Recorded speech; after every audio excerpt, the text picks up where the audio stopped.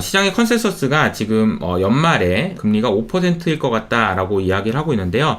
연말에 금리가 시중금리, 그러니까 미국의 금리가 5%일 가능성은 거의 없다라고 생각을 하고 있고요. 그 이유가 있는데요. 첫 번째로는 지금 현재 생각하고 있는 것처럼 노 랜딩, 경기가 그냥 계속 미국 경기가 너무 좋을 상황이라면 금리는 6.5%까지 올릴 수밖에 없는 상황이 될 거고요. 그것이 아니고 리세션에 빠지게 된다. 갑자기 또 이번에 금요일날 발표될 고용지표부터 미국 경기가 뭐 안 좋네 뭐 이러면서 막 리세션이 오네 그러면은 금리를 오히려 낮춰야 될 거다. 그러니까 5% 지금 현재 수준의 금리가 연말까지 갈 가능성은 거의 없다 라고 생각을 하시는 게 맞고요. 그럼 잘 보세요. 자, 이렇게 될 확률도 있고 이렇게 될 확률도 있는데 완전히 다른 세상이 되는 겁니다. 그래서 어떤 방향으로 가게 될지에 대해서 계속 고민하고 포지션을 옮기고 이렇게 생각을 바꾸면서 운용을 하지 않으면 올해도 상당히 어렵다. 올해는 작년보다는 좀 더 나은 환경이라는 건 분명하죠. 작년에는 막 리세션이 올 것 같고 막 주가가 막 급락하고 막 난리가 나고 위기가 오고 막 그럴 가능성에 대해서까지 생각을 했어야 되지만 지금 현재 상황에서는 그런 상황은 아니잖아요. 그러나 이 두 가지 가능성을 보면은 이게 이렇게 가는 게 아니고 이렇게 갈 수도 있고 이렇게 갈 수도 있다는 얘기니까 상당히 변동성이 클 수 있다. 이게 어떻게 갈지 예의주시해야 된다라는 생각이 듭니다. 저는 이제 이게 왔다 갔다 할 것 같아요. 이렇게 될 것 같다가 아니네 이랬다가 이렇게 될 것 같다가 왔다 갔다 할 것 같습니다. 이 상황에 대해서 저도 뭐 아주 먼 미래를 예상하기는 어렵지만 그런 생각을 좀 가지고 있다는 말씀을 좀 드리겠고요. 주식시장이 계속 오르는 게 맞냐? 이 질문에 대한 대답이죠. 뭐 대답을 한다기보다는 고민이라고 보시는 게 좋을 것 같아요. 그 금리에 대해서 저도 굉장히 많이 걱정을 하고 그랬는데 미스테리라는 이야기가 나왔어요. 이게 뭐 내용이 뭐냐면은 블룸버그 뉴스에서 도대체 금리가 지난주에 정말 많이 올랐잖아요. 정말 많이 올라가지고 이렇게 많이 올랐는데 야 근데도 주가가 안 빠지는 게 진짜 야 이건 완전 미스테리다. 야 누구도 쉽게 대답하기 어렵겠다. 라는 이제 기사가 나와서 그 기사에 나와 있는 내용들을 좀 소개해 드리도록 하겠습니다. 일단 금리가 얼마나 올랐나를 보니까 6개월물 금리 그리고 12개월물 금리가 여기고요. 파란색이 2년물 금리입니다. 2년물 금리도 이렇게 해서 이렇게 올랐고요. 다 지금 5% 근처까지 지금 다 올라와 있다라는 걸 알 수 있죠. 지난주에 보니까요. 지난주에 2주 연속으로 지금 단기 채권으로 돈이 엄청나게 많이 몰려들었습니다. 그럼에도 불구하고 금리가 오른 거예요. 돈이 모여서 채권 가격이 올라간다는 얘기는 금리가 빠지는 건데 그래도 금리가 올랐으니까 진짜 상방 압력이 굉장히 컸다라는 걸 알 수 있고 또 하나 지난주에 제가 보여드린 그림 중에서 이 그림이 좀 상당히 좀 의미가 있는 그림인데요. 무슨 내용이냐면 60-40 포트폴리오 우리 잘 알고 있죠. 그러니까 자산 배분 펀드 뭐 하고 뭐 하는 거. 근데 이제 미국의 6개월물 금리하고 그림을 그려보니까 요게 6개월물 금리입니다. 그리고 요게 60-40이죠. 근데 이게 보니까 만났어요. 근데 이게 지금 2000년, 1900년대부터 시작해가지고 잘 만난 적이 없거든요. 이게 언제 만나냐면은 딱 이때죠. 요때입니다. 요때. 2000년 이때. 그리고 이때 2008년도 만날 뻔했지만 안 만났어요. 근데 이번에 처음 만난 겁니다. 사실 이거는 뭐 아무리 뭐 좋게 얘기하게 하려고 하고 뭘 해도 금리가 이렇게 높아졌다라는 얘기는 안 좋은 얘기예요. 이 밑에 있는 그림이 두 개의 차이니까 0 이하로 가면은 금리가 더 높다라고 봤을 때 처음으로 이게 만난 거예요. 2000년대 닷컴 버블 이후로 처음으로 만난 거다. 상당히 좀 의미 있는 금리의 변화였다. 근데 주가는 지난주 금요일에도 나스닥도 올랐고 S&P도 올랐고 다 올랐잖아요. 그럼 왜 오른 거냐라고 보면은 이 기사에서 설명한 것은 이 그림이었어요. 저도 이제 그림을 보여드렸었는데 200일선이죠? 200일선입니다.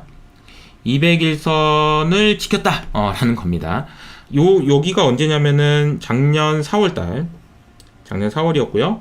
여기가 작년 8월 그리고 작년 10월, 12월이었었고 지금 올해 이제 200일선을 뚫고 올라간 겁니다. 그러니까 과거에 보면은 작년 초에 S&P 500 기준으로 200일선을 뚫고 내려갔고 그리고 그 뒤로 계속 약세장이었다가 한 번, 두 번, 세 번, 네 번 만에 이게 올라선 겁니다. 드디어 그래서 사실 200일선 위로 지금 주가가 올라와 있는 상황이고 다시 내려와서 지금 이걸 다시 뚫고 내려가느냐 혹은 올라가느냐에 따라서 새로운 강세장의 시작이 진짜 되는 거냐 아니면 그게 아니고 주가가 빠져서 다시 또 박스권이냐 라는 질문에 대한 이제 굉장히 좀 중요한 대답을 해야 되는 그런 시기인 겁니다. 그래서 이번 주가 여기서 이렇게 가가지고 어떻게 갈 건지, 방향을 위로 갈 건지 아래로 갈 건지에 대해서 좀 시장의 관심이 굉장히 커질 수 있는 그런 구간인 거죠.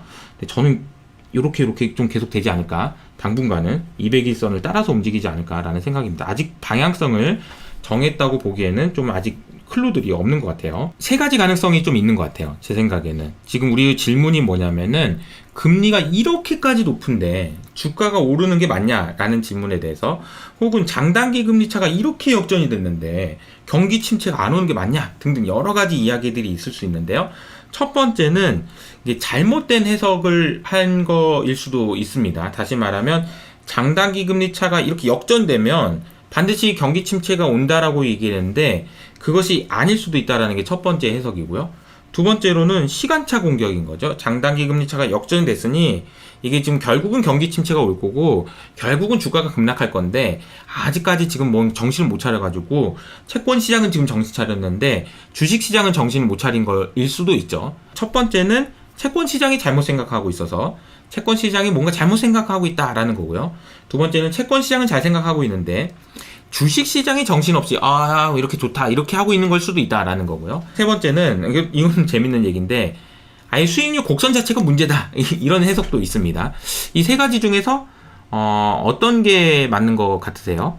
오랜만에 요거 질문 한번 던져보겠습니다. 자, 요거 1번, 2번, 3번. 참고로 1번은 경기 침체가 없기 때문에 주가가 그냥 다시 올라간다 라는 해석이고요. 2번은 결국은 경기 침체에 오고 주가는 빠져야 되는데 지금 정신 못 차리고 안 빠지고 있다, 이런 해석이거든요. 1번이냐 2번이냐, 그럼 각각 1번과 2번이 어떤 의미가 있는지를 좀 설명을 드려볼게요. 자, 1번은 장단기 금리차가 뭐 역전되면 항상 경기 침체가 왔다 이거 생략하고요. 지금 주요국에서 그 수익률 곡선이 얼마나 역전됐는지를 좀 봅시다. 이제 미국에 대한 이야기를 많이 했으니까 사실 이제 요 그림이 지금 미국이거든요. 미국 보면은 장단기 금리, 그러니까 단기 금리가 이렇게 높은데 장기 금리가 이렇게 낮은 거예요. 그러니까 지금 미국은 금리가 역전되어 있는 겁니다. 일반적으로는 그러니까 금리가 이런 식으로 돼 있어야 돼요. 하루만 빌려주는 거랑 10년 빌려주는 거랑 당연히 10년 빌려주는 걸 금리를 더 줘야지. 그러니까 이렇게 되는 게 맞단 말이에요. 근데 지금 미국의 금리는 지금 이런 식으로 되어 있습니다. 이런 식으로요. 그죠? 이렇게 돼 있어요. 그러니까 역전돼 있다는 얘기입니다. 금리가 역전됐다라는 얘기는 무슨 얘기냐면요. 근데 이게 다른 것도 보죠. 다른 거 보면은 영국 볼까요? 영국도 지금 역전돼 있죠. 그런데 이게 중간에 이렇게 올라가네요. 영국은. 좀 신기하네요. 20년, 30년 물은 올라가 있고요. 이렇게 돼 있습니다. 그리고 좀 이것도 참 논란거리 중에 하나인데, 미국이 지금 한 6개월 정도가 제일 높거든요, 금리가. 6개월 정도가 제일 높은 이유가 뭘까도 좀 고민해 볼 필요가 있어요. 자, 이게 금리가 이거 되게 생각보다 자세하게 설명하게 되네요. 6개월물 금리 있잖아요. 6개월물 금리만 왜 이렇게 높은 걸까? 이 질문 해봐야 됩니다. 정말 단기 금리, 3개월물 금리는 4.8이고 2년물 금리도 5% 안 되고 10년물 금리는 심지어 4%인데 왜 6개월물 금리만 이렇게 높을까? 무슨 이유인지 모르겠지만 6개월 안에 걱정스러운 일이 있는 거야 너? 이런 질문에 대한 대답일 수 있습니다.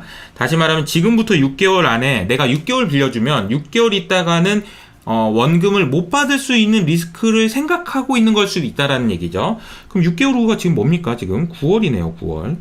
가을 언젠가를 지금 시장에서 걱정하고 있는 걸 수 있다 라는 이야기입니다. 9월 달에 뭐가 있죠? 여름을 지나고 9월 달에 잘 아시는 것처럼 부채 한도가 있죠. 미국 부채 한도가 있습니다. 네, 수익률 곡선에 대해서 이제 확인을 해봤고요. 역전이 되면은 뭐 아시는 것처럼 단기 금리가 높은데 장기 금리가 낮아. 그러면 이거는 예금금리, 대출금리라고 하면 대출 안 해줘. 뭐 등등 여러 가지 이야기들을 할 수 있어서 이걸 가지고 껴맞추면 장단기 금리가 역전되면은 경기 침체 온다니까. 라는 얘기를 한 지 지금 1년 됐잖아요. 근데 왜 안 와? 이런 질문에 대해서 이렇게 생각할 수 있습니다. 상관관계는 뭐고 인과관계는 뭐냐?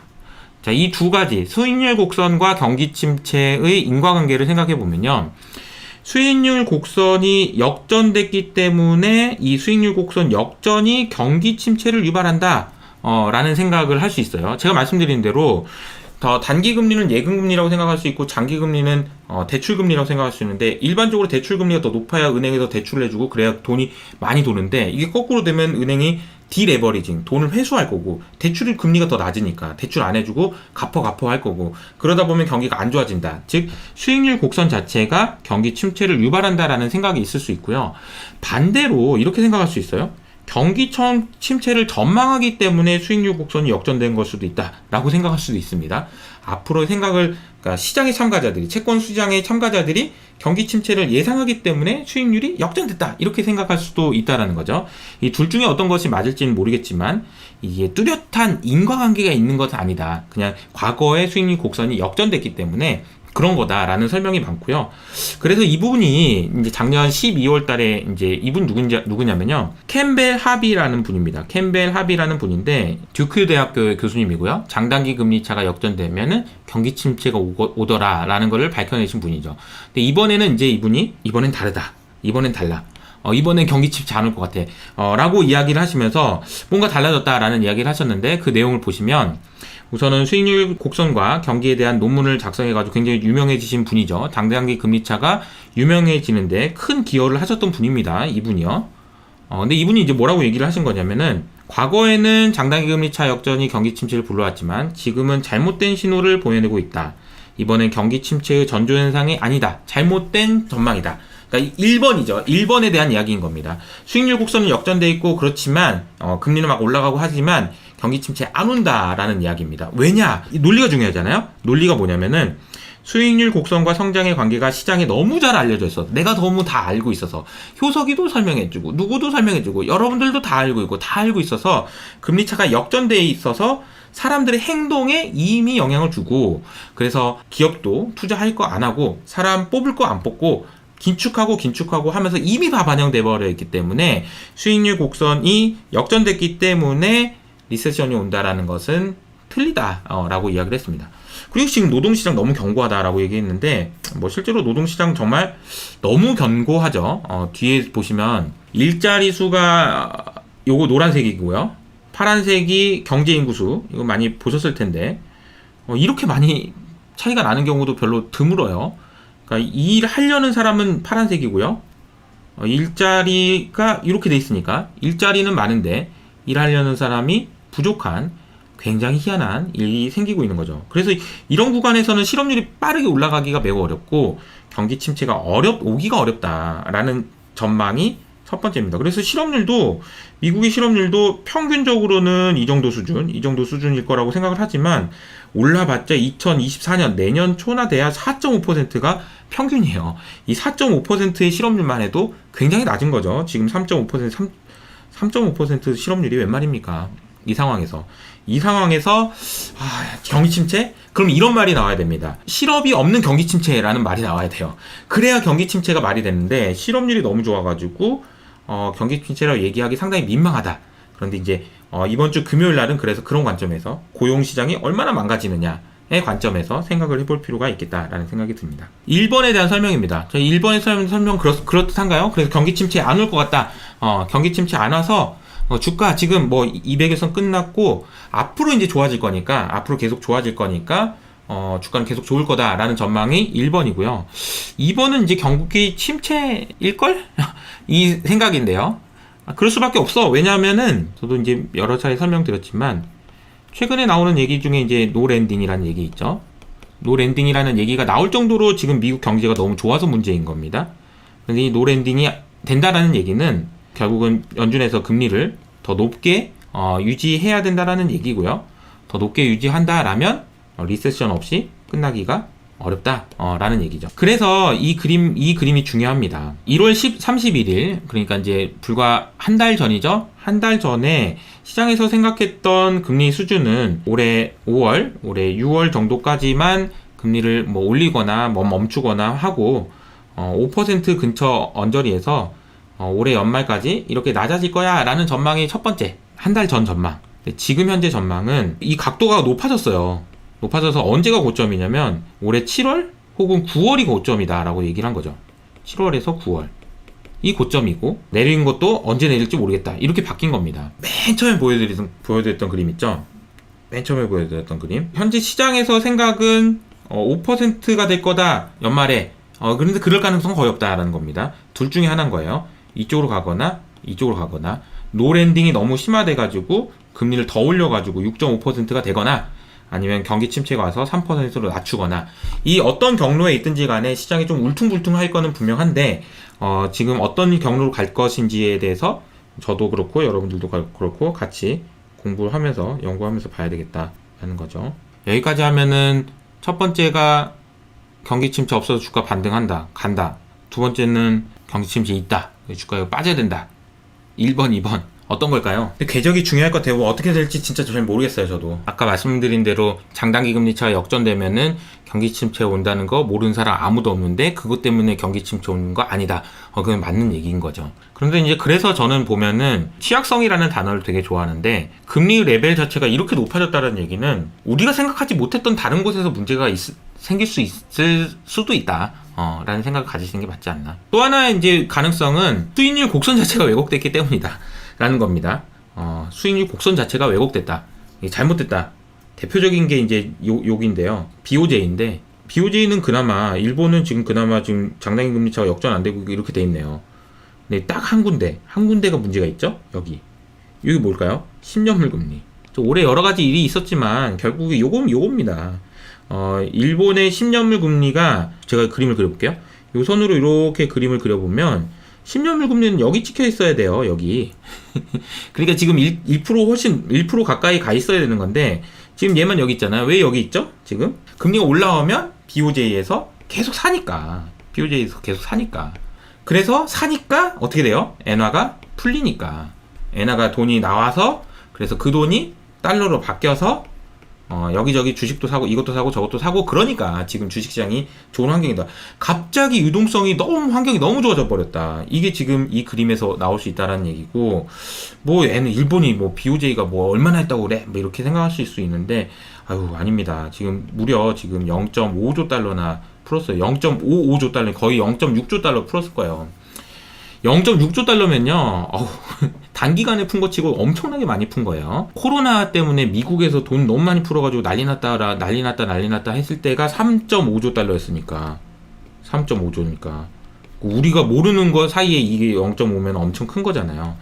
그런 정도의 규모의 돈이 풀렸다. 이런 왜곡 현상도 있다라는 것까지 말씀을 좀 드렸고,